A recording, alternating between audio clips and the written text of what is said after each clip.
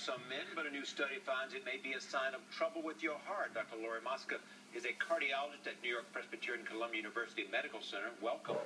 Good morning. So where does this new study come from, and what does it tell us? Well, this is a study from Britain, and it actually shows, it combines a lot of research, about 40,000 men, and it shows that baldness is associated with about a third of an increased risk of developing heart disease. Now, does that mean it's a statistical study? Yes, it's an analysis, yes. Right. It combines several studies. So you're a cardiologist. When you heard about this study, did it ring true to you? And what do you think the mechanism is? Why is there a connection between this baldness and heart disease? Well, there's a theory that actually higher levels of androgen and susceptibility in the hair follicles are the same receptors that are also in the heart. So the damage that testosterone can do to the hair follicles and also to the blood vessels may be an underlying link. There's an association between higher levels of blood pressure, blood cholesterol, inflammation associated with male hormones. And you say it's a certain kind of baldness, right? Yes, it appears from this study that the most severe type of baldness that was associated with heart disease is actually the baldness that occurs at the top of the head, the crown of the head.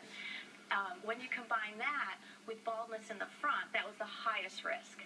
But it wasn't really a very significant association associated with receding hairline.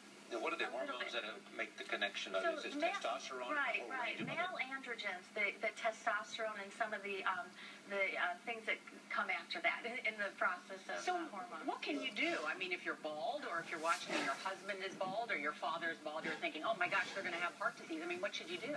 Well, no, I really like this study. I think it has a good message for us because it tells us that there's a physical clue, there's a physical sign that we should pay attention to that might be really linked to a problem inside of us. So what I think men should take away from this is that if they do have balding, whether they're young or old, this study showed it was an increased risk factor for both.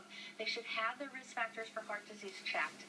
They should make sure they're leading a heart-healthy lifestyle. I guess I find this interesting, but at the same time, people I know who are bald, it's because their father is bald, right? I mean, it's hereditary. Isn't baldness hereditary? Well, yeah, good point. Well, certainly there probably is some genetic link as well, but don't forget, there's genetic links with heart disease also. All right. So there could be a link there as well.